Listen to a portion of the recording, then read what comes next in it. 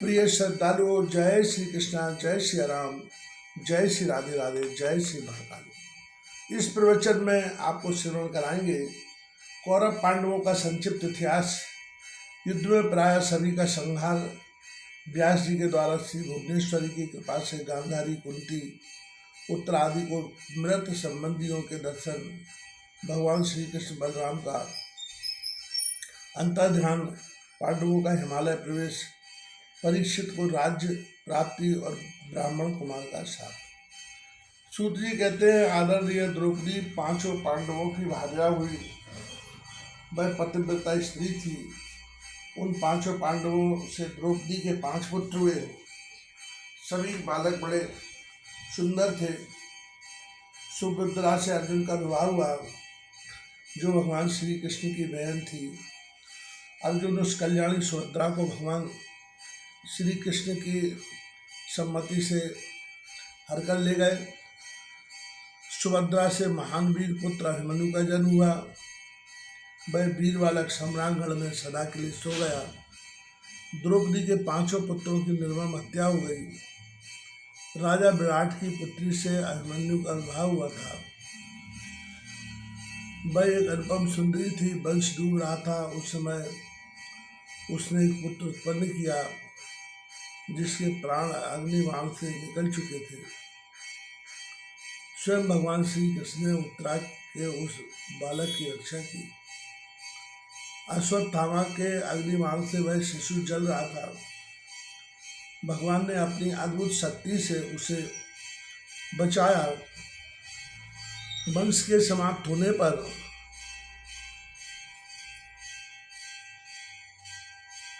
उस पुत्र की उत्पत्ति हुई थी। अतः वह श्रेष्ठ बालक पृथ्वी पर परीक्षित के नाम से विख्यात हुआ। पुत्रों के मर जाने पर धृतराष्ट्र के दुख का और छोड़ न रहा। वे पांडवों के राज्य में कालक्षेप करने लगे। भीम के बागवान से धृतराष्ट्र का मन सदा संतप्त रहता था। वैसे ही गांधारी भी पुत्र शोक से अत्यंत कातर होकर जीवन बिता रही थी। युधिष्ठिर रात दिन उस दोनों की सेवा में संलग्न रहते थे। धृतराष्ट्र को समझाते बुझाते रहना धर्मात्मा विदुर जी का काम था। युधिष्ठिर की अनुमति से धर्मात्मा अर्जुन भी अपने भाई के पास रहते और धृतराष्ट्र की सेवा किया करते थे। पुत्र के शोक से उत्पन्न हुआ दुख भूल जाए, मानो यही अर्जुन का प्रधान उद्देश्य था। परंतु भीम की क्रोधाग्नि शांत नहीं होती थी। जिस किसी प्रकार से भी बूढ़े धृतराष्ट्र के कानों में आवाज जा सके, इसका ध्यान रखते हुए भीम बागबाणों से उन्हें विदा करते थे। वहां जो लोग थे उनको सुना कर वे कहते ही है, अंधा बड़ा दुष्ट है। मैंने इसके सभी पुत्रों को मार डाला, यहाँ तक कि दुशासन के कलेजे का गर्म खून भी पिया। अब इस निर्लज जंदे को मेरे दिए हुए पुण्य की आशा रह गई। भीम इस प्रकार के कठोर वचन प्रतिदिन धृतराष्ट्र को सुनाया करते थे।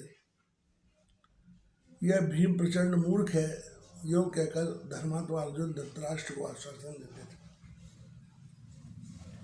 धृतराष्ट्र ने 18 वर्षों तक वहीं रहकर अपना कष्टमय जीवन व्यतीत किया। फिर वन जाने के लिए अर्जुन से कहा। साथ ही महाराज धृतराष्ट्र ने युधिष्ठिर से कुछ धन मांगा, कहा कि अब मैं मृत पुत्रों के विधि पूर्वक पिंड दानादि कार्य करना चाहता हूँ। यद्यपि भीम ने सब मृत व्यक्तियों के श्राद्ध किए हैं, किंतु पूर्व बैर को याद रखते हुए मेरे पुत्रों के लिए उसने कुछ भी नहीं किया। यदि तुम मुझे धन दे देते हो तो मैं उससे मेरे पुत्रों की और दैहिक क्रिया करने के लिए दिव्य फल देने वाली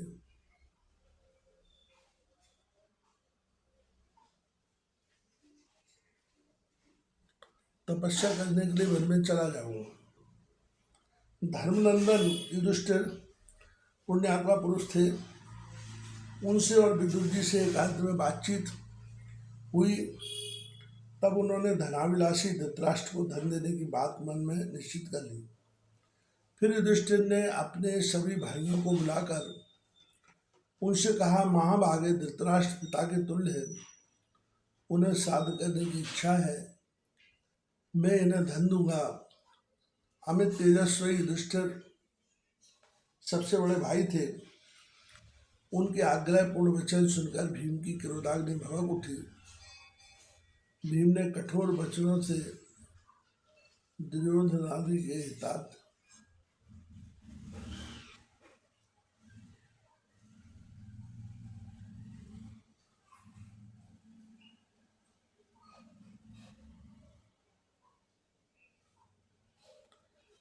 अर्जुन, नकुल और सहदेव इन तीनों भाइयों ने महाराज युधिष्ठिर का समर्थन किया।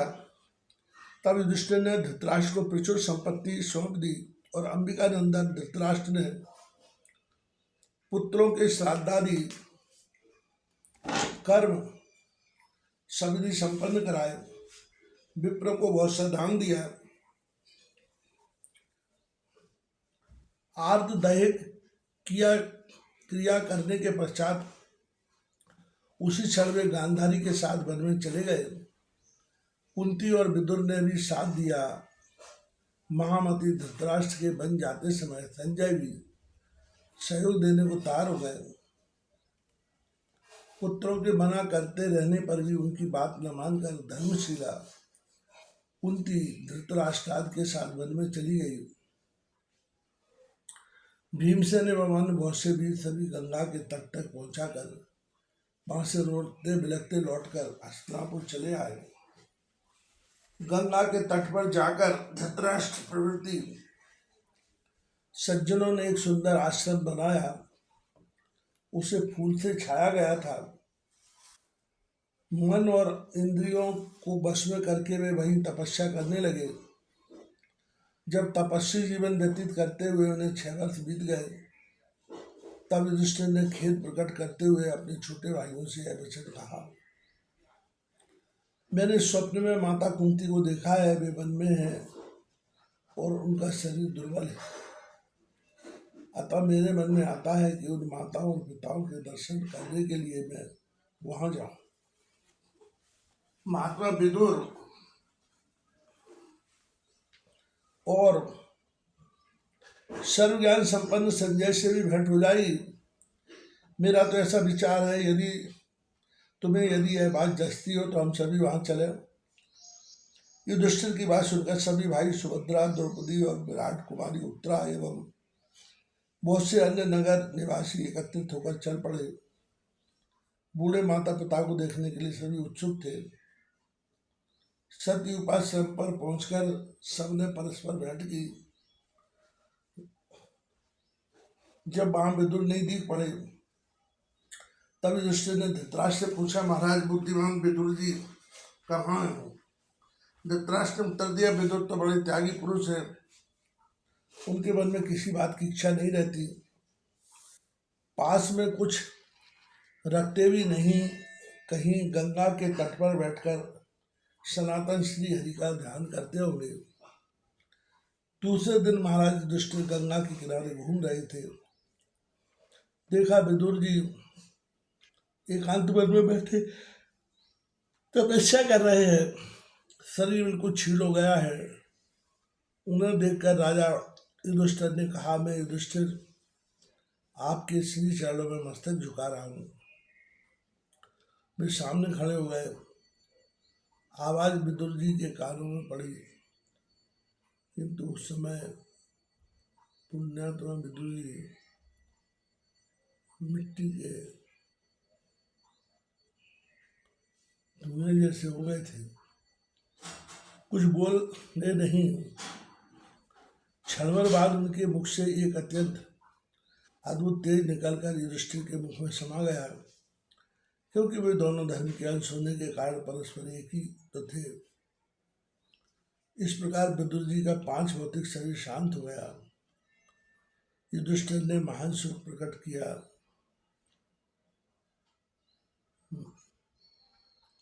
मैं तो शरीर को जलाने के लिए समुचित तैयारियां की।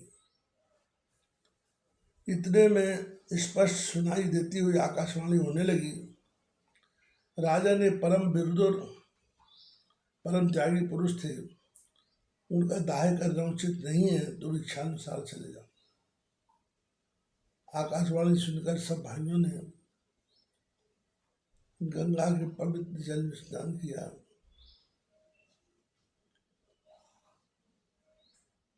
धृतराष्ट्र के पास जाकर सभी बातें विस्तार पूर्वक उनको बता दी।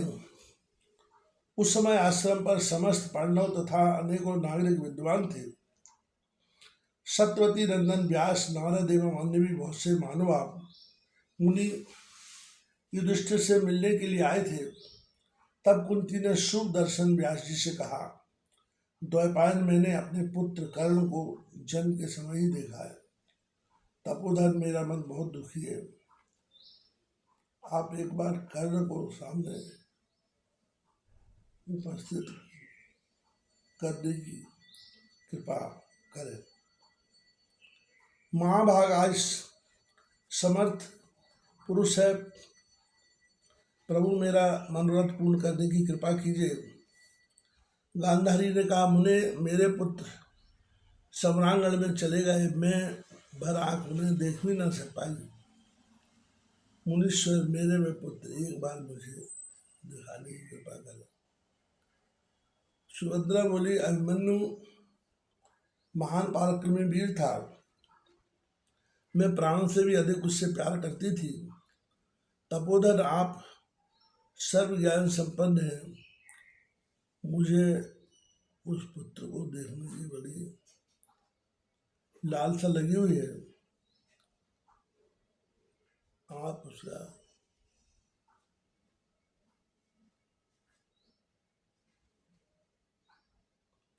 साक्षात्कार करवाने की कृपा कीजिए।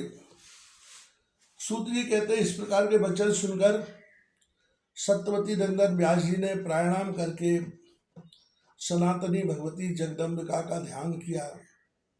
सायंकाल का समय था। गंगा के तट पर मुनिवर व्यास जी ने युधिष्ठिर प्रभृति सब पांडवों को बुलाया और पुण्य सलिता भागीरथी में स्नान करके जगत जननी देवी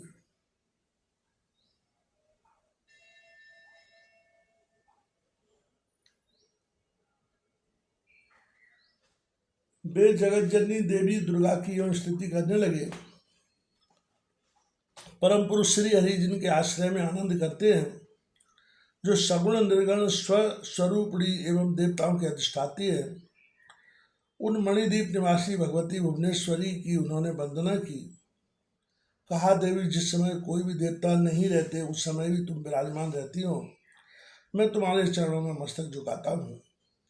जल वायु पृथ्वी आकाश उनके शब्द स्पर्श प्रवृत्ति गुण इंद्रिय अहंकार मन बुद्धि तथा सूर्य एवं चंद्रमा के अभाव में भी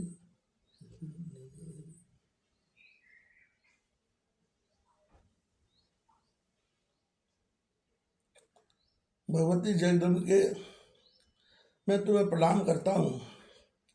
साम्यावस्था में तुम इस जीव जगत को चिन्मय ब्रह्म में स्थापित करके पूरे कल्प तक समाधि मग्न हो जाती हो। कोई भी ऐसा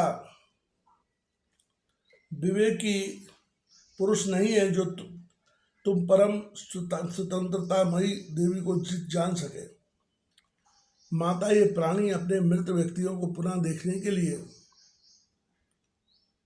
मुझसे प्रार्थना करते हैं, मुझ में ऐसा सामर्थ्य कहाँ, अतः तुम इनके स्वर्गामी परिजनों को शीघ्र दिखाने की कृपा करें। सूर्य कहते हैं, इस प्रकार व्यास जी के विनय करने पर भगवती भुवनेश्वरी ने उन दिवंगत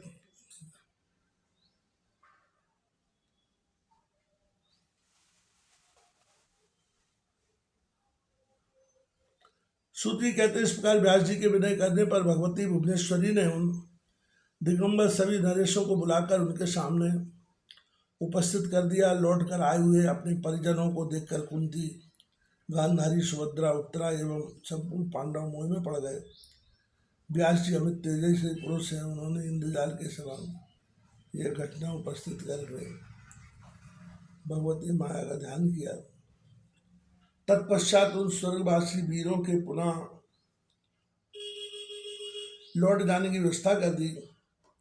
यह देखकर संपूर्ण पांडव मुनिगण रास्ते भर व्यास जी की चर्चा करते हुए हस्तिनापुर चले गए। सूत जी कहते हैं इसके बाद तीसरे दिन वन में अनायासी आग लग गई, जिसमें धृतराष्ट्र, गांधारी, कुंती सभी जलकर भस्म हो गए। उस समय संजय राजा धृतराष्ट्र को छोड़कर तीर्थ यात्रा पर निकले हुए थे। नारद जी के द्वारा यह समाचार सुनकर राजा युधिष्ठिर बड़े दुखी हुए। कौरवों का संहार हो जाने के 36 वर्ष बाद यादवों का भी संहार हो गया। ब्राह्मणों के शाप से वे प्रवास क्षेत्र जाकर मर मिटे। उन्होंने आपस में ही लड़ाई ठान ली थी। यो भगवान श्री कृष्ण और बलराम के सामने ही वे सभी काल के काल में चले गए।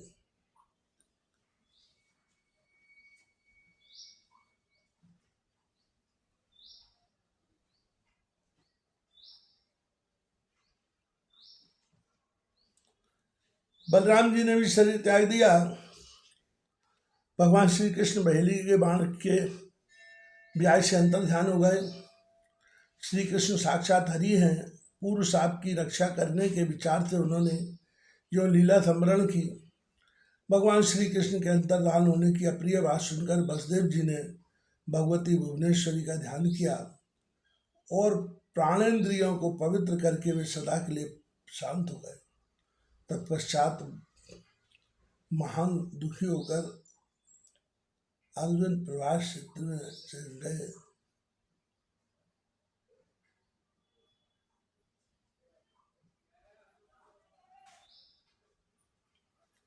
वहां जितने मृत व्यक्ति थे उन सबका उन्होंने यथायोग्य अग्नि संस्कार किया।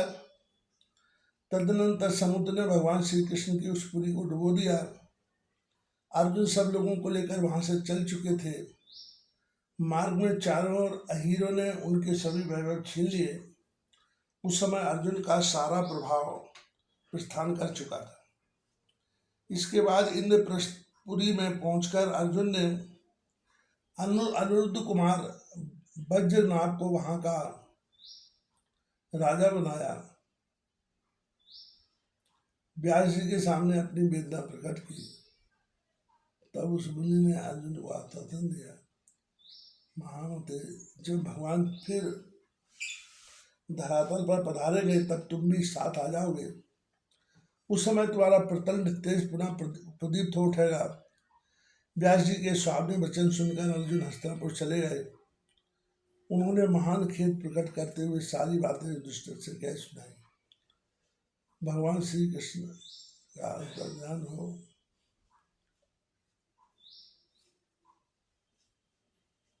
और यादवों का संहार सुनकर महाराज युधिष्ठिर हिमालय जाने का विचार करने लगे। उन्होंने उत्तरानंदन महाराज परीक्षित को राज्य पर अभिषिक्त किया। उस समय परीक्षित 36 वर्ष के हो गए थे। तदनंतर महाराज युधिष्ठिर ने द्रौपदी और भाइयों के साथ हिमालय की यात्रा की। हस्तिनापुर में रहकर 26 वर्ष तक राज्य करने के पश्चात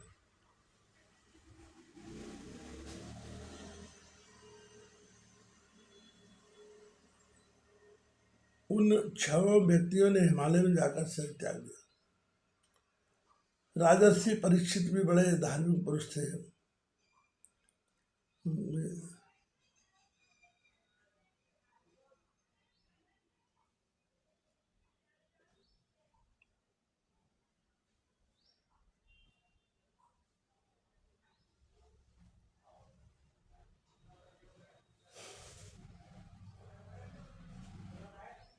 हस्तिनापुर में रहकर 26 वर्ष तक राज्य करने के पश्चात उन 6 व्यक्तियों ने हिमालय में जाकर शरीर त्याग दिया। राजर्षि परीक्षित भी बड़े धार्मिक पुरुष थे। उन्होंने 60 वर्षों तक सावधानी के साथ संपूर्ण प्रजा का पालन पोषण किया। इसके बाद एक दिन महाराज परीक्षित शिकार खेलने के विचार से एक गहन मन में चले गए। एक मृग को खोजते हुए उत्तरानंदन महाराज परीक्षित थक से गए, भूख और प्यास से घबरा उठे।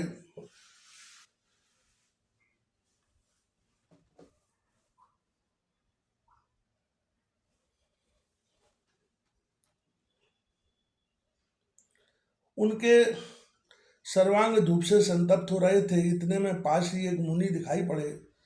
उस समय मुनि ने ध्यान लगा रखा था। राजा ने आतुर होकर उनसे जल के लिए पूछा। मुनि मौन धारण किए रहे, कुछ ही उत्तर नहीं दिया। तब प्यास से व्याकुल राजा परीक्षित कुपित हो उठे। उन्होंने एक मरे हुए सर्प को धनुष की नोक में उठा लिया और कली के प्रभाव से प्रभावित होकर परीक्षित ने उन मुनि के गले में वह शाम डाल दिया। तब भी वह मुनि पर मौन ही रहे, उनकी समाधि भंग नहीं हुई। राजा परीक्षित भी अपने घर चले गए। जब मुनि का गविजात नामक एक महान तेजस्वी तपोनिष्ठ पुत्र था,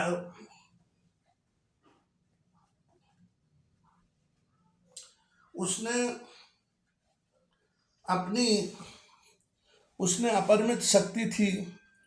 पासी जंगल में वह खेल रहा था। उसने यह बात सुनी मित्रों से। उसने पूछा, मुनि कुमार, अभी तुम्हारे पिता के गले में किसी ने मरा हुआ सर्प लटका दिया है।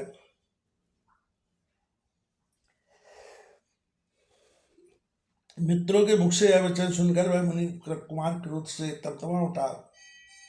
उसी क्षण हाथ में जल लेकर उसने राजा परीक्षित को शाप दे दिया, जिसने आज मेरे पिता के गले में मरा हुआ सर्प डाला है, उस नराधम को आज से 7वीं रात तक सर्प काट लेगा। उस समय राजा परीक्षित घर पहुंच गए थे। मुनि का एक शिष्य राजा के पास गया।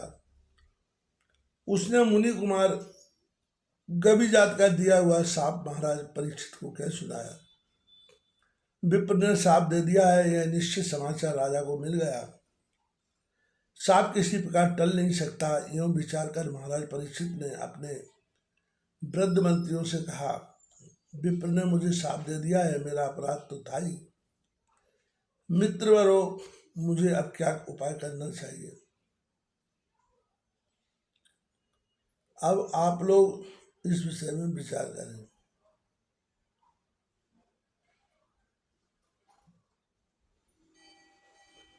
वेद के पारगामी विद्वान कहते हैं कि मृत्यु अनिवार्य है, उसे कोई टाल नहीं सकता। फिर भी विद्वान पुरुषों का कर्तव्य है कि वे शास्त्रोक्त उपाय करने में कभी न चूके।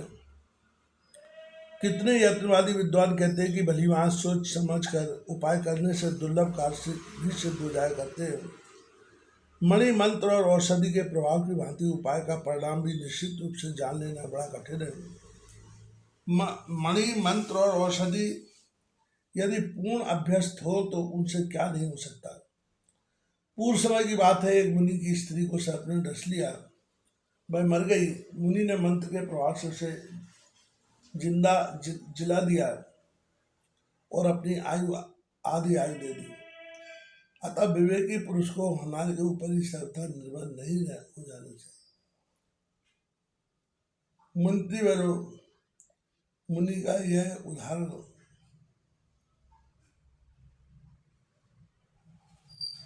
तो सामने है ही, देख लो। अतः प्रयत्न अवश्य करना चाहिए। प्रयत्न करने पर भी कार्य में सफलता ना हो तो बुद्धिजन मन में विचार लेते हैं कि भाग्य का विधान ऐसा ही था। मंत्रियों ने पूछा, महाराज वे कौन मुनि थे जिन्होंने अपनी प्यारी पत्नी को आधी आयु देकर जीवित कर दिया? महाराज, उनकी स्त्री का ध्यान कैसे हो गया था, यह प्रसंग हमें बताने की कृपा करें। राजा परीक्षित बोले, भृगु की पुलोमा नाम से विख्यात वह सुंदरी स्त्री थी। सुना जाता है कि उसी पुलोमा के पेट से चैम्बर मुनि उत्पन्न हुए हैं। चैम्बर मुनि का स्त्री का नाम सुकन्या था। वह सुकन्या राजा सजाति की सुंदर पुत्री थी और सुकन्या के उदर से श्रीमान प्रवती पुत्र रूप से उत्पन्न हुए जो बड़े विख्यात नरेश थे। प्रवती की स्त्री का नाम प्रतापी था, वह भी उन्हीं के समान आदरणीय थी। प्रतापी के गर्भ से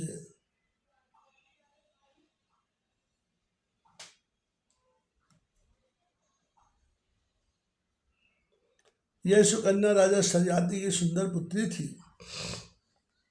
सुकन्या के उदर से श्रीमान प्रवती पुत्र रूप से उत्पन्न हुए जो बड़े विख्यात नरेश थे। प्रगति की स्त्री का नाम प्रतापी था, वह भी उन्होंने समान आदरणीय थी। प्रतापी के गर्भ से रुरु नामक मुनि का जन्म हुआ, जो परम तेजस्वी पुरुष थे। उसी समय की बात है, स्थूल केश नाम से प्रसिद्ध कोई मुनि थे, बड़े तपस्वी, धर्मात्मा और सत्यवादी रहे। एक दिन मेनका नाम की एक दिव्य परम सुंदरी अप्सरा नदी के तट पर आई और जल में क्रीड़ा करने लगी।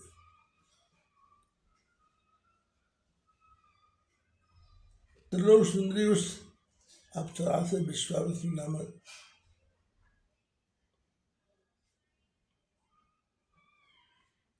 मुनि का समागम हो गया, जिससे वह गर्भवती होकर चली गई। स्थूल केश मुनि के आश्रम के पास जाकर मेनका ने कन्या का प्रसव किया।